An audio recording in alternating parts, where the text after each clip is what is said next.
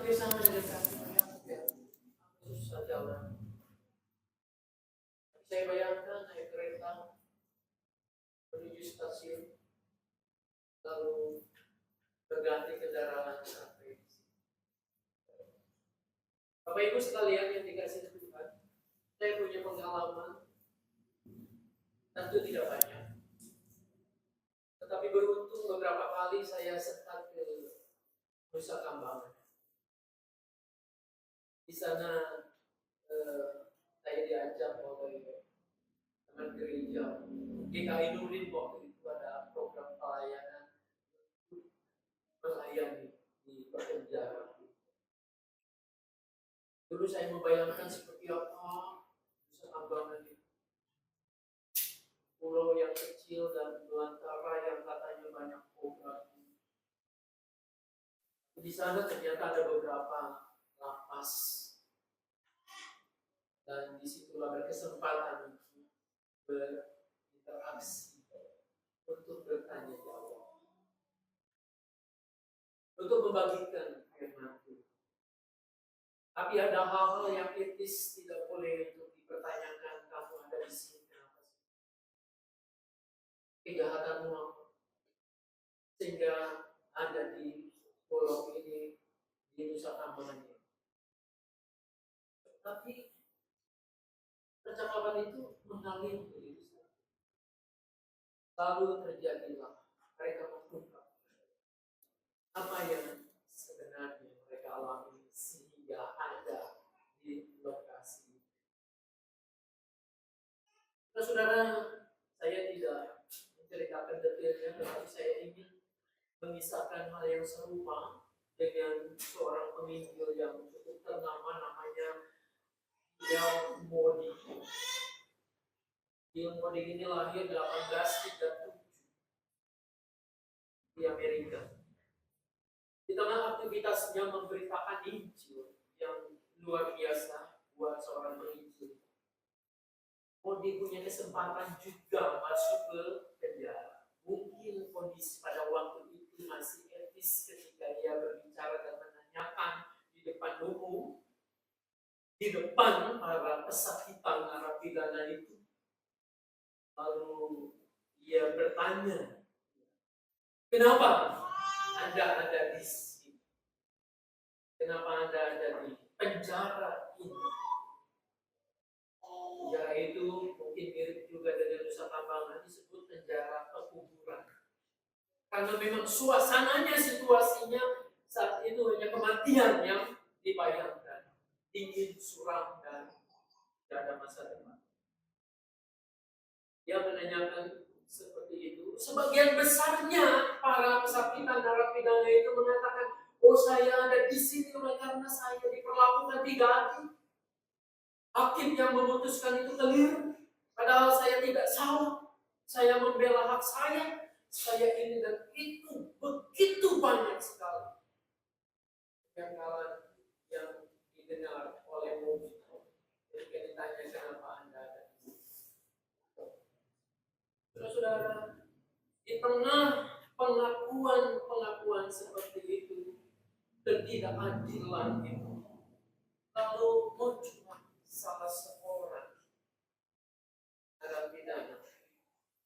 Dia bicara terbata-bata dan dia menangis.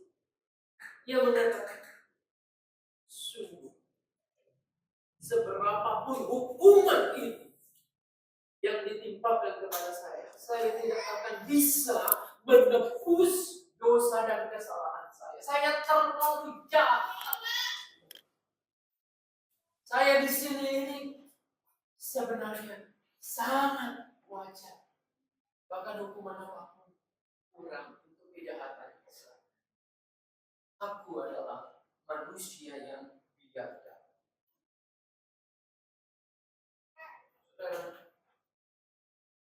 Para penghuni penjara pekuburan itu seolah mewakili dunia, mewakili Anda dan saya. Kita kan suka bertelit. Kita suka mencari konflik. Kita suka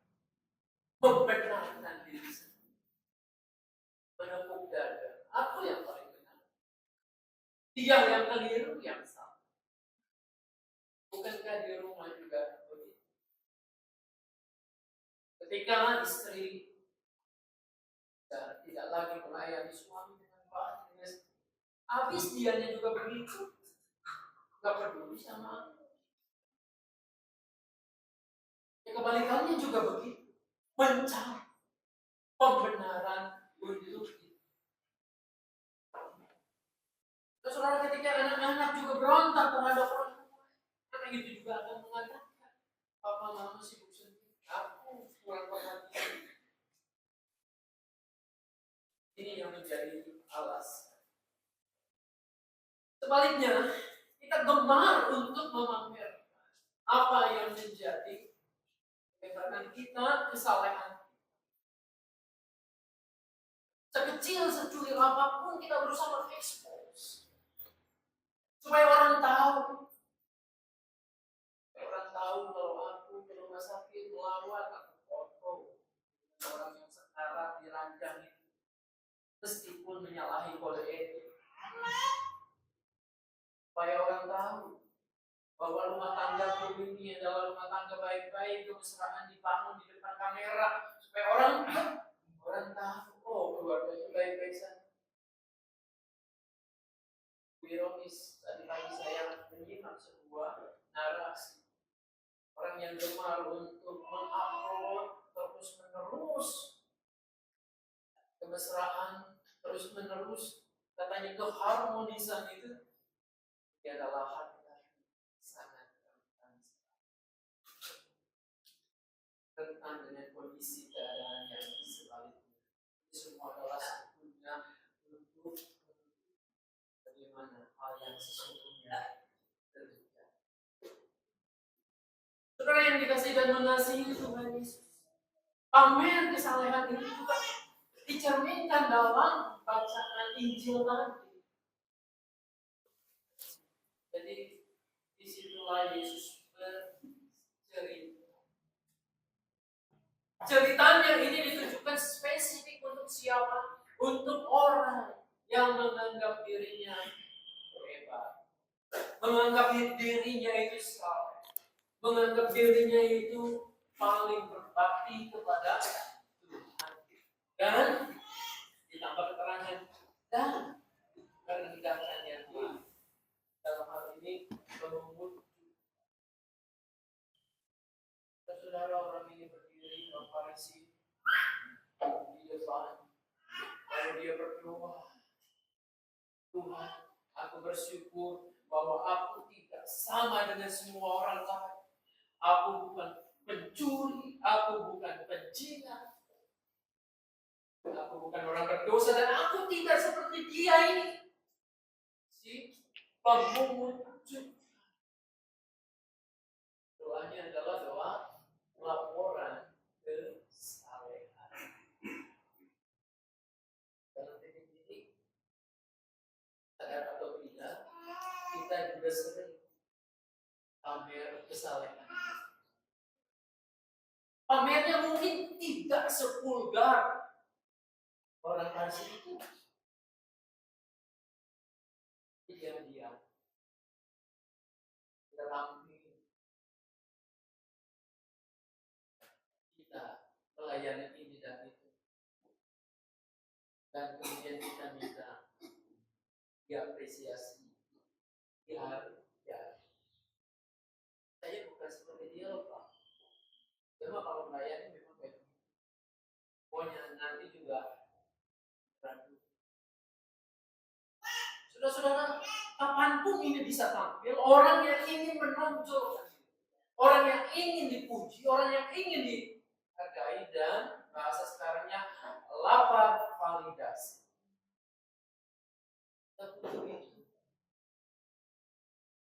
Dan sangat kontra sekali apa yang terjadi dengan pemungut cukai.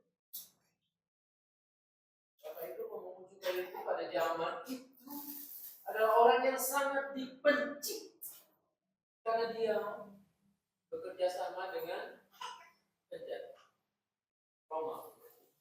Dia mengeksploitasi bangsanya sendiri, memperasnya. Dan orang Yahudi ini sangat anti sekali.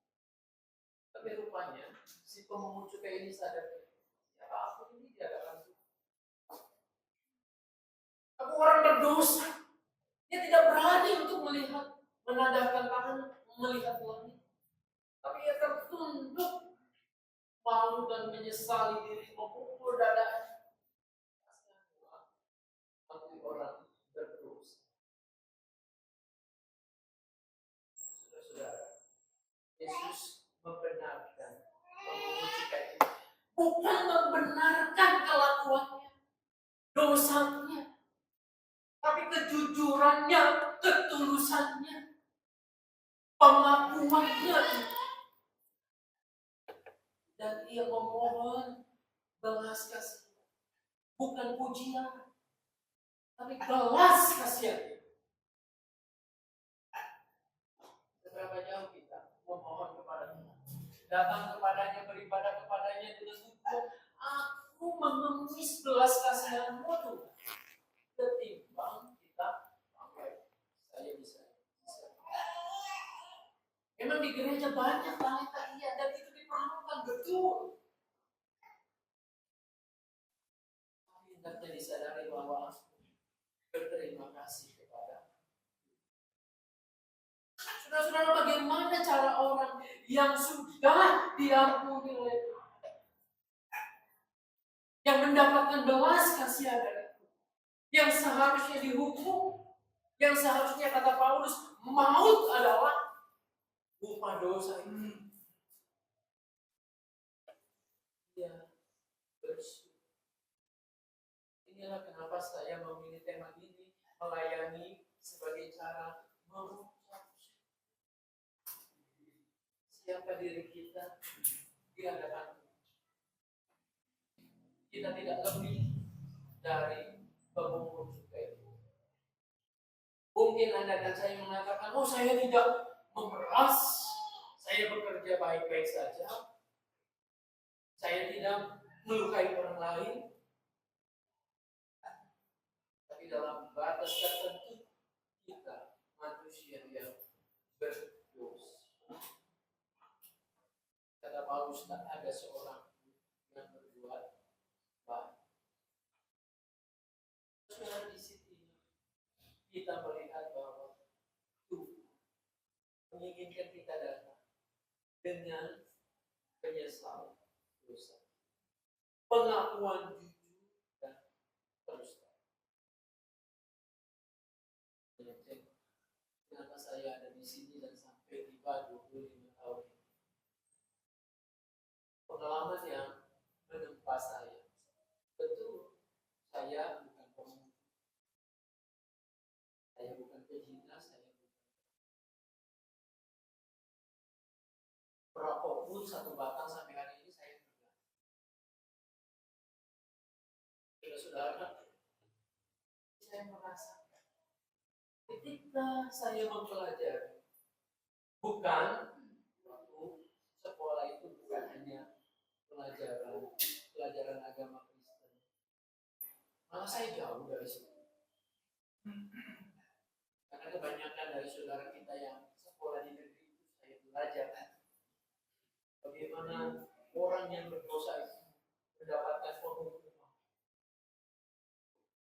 Saya menemukan di situ ternyata apa yang kita lakukan tidak akan mampu untuk menebus. Betapapun saya ingin hidup baik, tetap saja saya melakukan apa yang tidak sesuai dengan kehendak Tuhan. Minimal di dalam pikiran, dalam hati kita. Tapi di situ saya menemukan bahwa Tuhan menebus. Dia mengangkatmu bahkan bukan hanya sebagai umat, tetapi sebagai anak yang dicintai. Maka tidak ada jalan lain kecuali mengucap syukur dengan cara apa? Beri diri untuk melayani. Melayani bukan dengan kesombongan, tapi dengan ketulusan. Dengan ketulusan.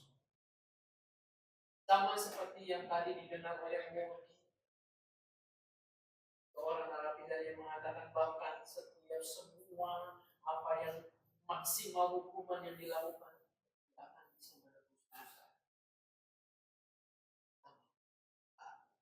Ketika kita merasakan itu, kasih sayang penebusan dari Tuhan, saudara, ini tidak akan bisa. Kita tidak akan bisa untuk mengerem. Saya melepaskan itu semua pekerjaan saya berumur 21, 22 tahun. Saya merasakan getaran dan hingga saat ini ada di tentu Anda dan saya beda getaran panggilan ini.